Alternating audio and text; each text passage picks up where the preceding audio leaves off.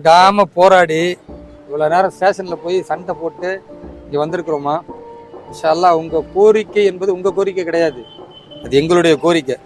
நீ பாருங்க, எல்லாரும் இந்துக்கள் வரைக்கும் எல்லாருமே உங்க நம்மளோட சப்போர்ட்டா நிக்கிறாங்க. இன்ஷா அல்லாஹ் போமா, வாங்க போலாம்.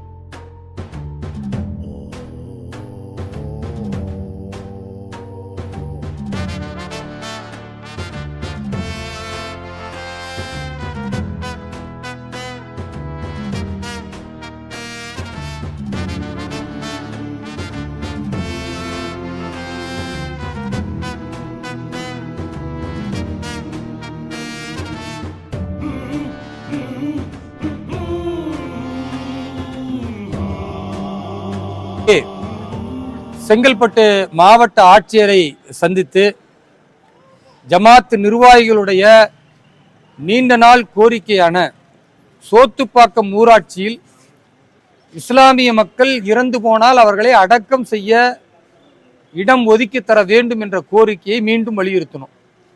கடந்த 3 ஆண்டு காலமாக திரும்ப இந்த மாவட்ட ஆட்சியர் அலுவலகத்திற்கு இஸ்லாமியர்கள் படையெடுத்து கொண்டே இருக்கிறார்கள். ஒரு மக்கள் நலனுக்காக, மக்களின் தேவைக்காக பாரதிய ஜனதா கட்சி நிர்வாகிகளோடு இணைந்து இஸ்லாமிய மக்களுக்காக குரல் கொடுத்தால் அதை இப்படி காவல்துறையை வைத்தும் வருவாய்த்துறையை வைத்தும் நெருக்கடி தருவது என்பது ஜனநாயகத்திற்கு விரோதமானது. தமிழகத்தின் முதல்வர் ஐயா ஸ்டாலின் அவருடைய கவனத்திற்கு வராமல் தடுக்கிறார்களா அல்லது வந்து நீங்கள் பாராமுகமாக இருக்கிறீர்களா என்று எங்களுக்கு தெரியல. மாவட்ட ஆட்சியரிடத்தில் கொடுத்த மனுவிற்கு 1 மாத காலத்திற்குள் எங்களுக்கு இடத்தை ஒதுக்கி தர வேண்டும் என்று நாங்கள் கோரிக்கை வைத்திருக்கிறோம். ஒருவேளை மீண்டும் வழக்கம் போல் எங்களை ஏமாற்ற வேண்டும் என்று நினைத்தால் இருக்கிற பெண்கள், குழந்தைகள், முதியவர்கள், ஜமாத் தலைவர்கள் என்று ஒட்டுமொத்த இஸ்லாமிய சமூகமும் செங்கல்பட்டு மாவட்ட ஆட்சியர் அலுவலகத்தில் சாகும் வரை நாங்கள் இங்கு போராட்டத்தில் ஈடுபடுவோம். ஒன்று எங்களை சிறைக்கு அழைத்து செல்லுங்கள், அல்லது எங்களை சுட்டு கொன்று அப்படியாவது இந்த அரசுக்கு இடம் தர மனம் இருக்குமா என்பதுதான் நாங்கள் வைக்கிற கோரிக்கை.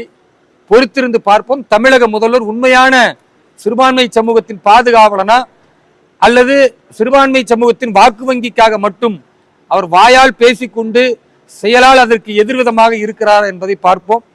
ஊடகங்களுக்கு இந்த செய்தியை கொடுத்திருக்கிறோம், தமிழக மக்களுக்கு இந்த செய்தியை கொடுத்திருக்கிறோம். இஸ்லாமிய தலைவர்கள் என்று திமுகவை ஆதரிக்கக்கூடியவர்களும் இன்றைக்கு வாய்ப்பொத்தி இருக்கிறார்கள். அதுவும் எங்களுக்கு வேதனையை தருகிறது.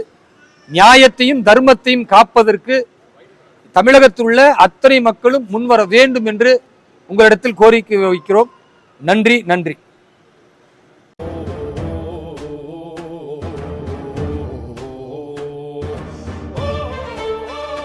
மாவட்ட ஆட்சியர்கிட்ட வந்து நம்ம மனு கொடுத்துருக்குறோம். நீங்க வெளியில இருந்தீங்க, அதனால உங்களுக்கு தகவல் சொல்ல முடியல.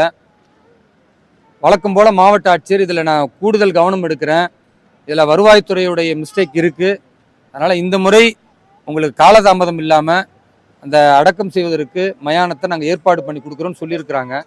தமிழக அரசுக்கும் ஐயா ஸ்டாலின் அவர்களுக்கும் இந்த மாவட்ட ஆட்சியருக்கும் கொஞ்சமாவது ஈவு இறக்கம் இருந்தால், நாங்கள் யாராவது செத்தாதான் நீங்கள் இடம் கொடுப்பீங்கன்னா மற்றவங்களாம் தீக்குளிப்பாங்க. இஸ்லாமிய மார்க்கத்தில் நம்ம தற்கொலை செய்யக்கூடாது, அதுக்கு அனுமதி இல்லை. அதனால் நம்ம போராடி இங்கே உட்காருவோம். அப்படி யாராவது இறந்து போனால் மாவட்ட ஆட்சியர் அலுவலகத்தில் இருந்தாவது எங்கேயாச்சும் கொண்டுட்டு போய் அடக்கம் பண்ணுறதுக்கு இடம் கொடுப்பாங்களான்னு பார்ப்போம். உங்களோட பாரதிய ஜனதா கட்சி இருக்கும்.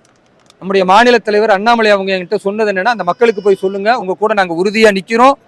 சாதி மத பாகுபாடு இல்லாம நியாயத்துக்காக பாரதிய ஜனதா கட்சியும் ஒவ்வொரு நிர்வாகிகளும் உங்களோடு இருப்பாங்கன்னு மாநில தலைவர் அண்ணாமலை அவங்க என்னிடத்துல சொன்னதை உங்கள்கிட்ட நான் சொல்லியிருக்கிறேன். உறுதியோடு நில்லுங்க. இன்ஷா அல்லாஹ் நமக்கான நியாயம் கிடைக்கும் வரை நாம கண்டிப்பா இந்த போராட்ட களத்துல உறுதியா நிற்போம். நாங்க பின்வாங்க மாட்டோம். அதனால இந்த இஸ்லாமிய மக்களுக்கு உதவி செய்யறேன்னு சொல்லிட்டு திமுக கூட இருக்கிற எந்த கட்சியும் உங்களுக்கு கூட வந்து நிக்கலன்றதை நீங்க புரிஞ்சுக்கணும். எல்லாரும் வந்து எம்எல்ஏ சீட்டுக்கும் எம்பி சீட்டுக்கும் அலையிறாங்க. ஆனா உங்களுக்கு கபர்ஸ்தானுக்காக, இறந்து போன மயானத்துக்காக நாங்க அலைஞ்சுக்கிட்டு இருக்கோம். இதுதான் பாரதிய ஜனதா கட்சி. உங்கள்கிட்ட வாக்கு கேட்க வரல, உங்களுக்காக உதவி செய்ய வந்திருக்கிறோம். இன்ஷா அல்லாஹ் துவா செய்யுங்க. நல்ல விஷயங்கள் நம்ம எல்லோரும் ஒன்றிணைந்து போராடும். சரியா? அஸ்ஸலாமு அலைக்கும்.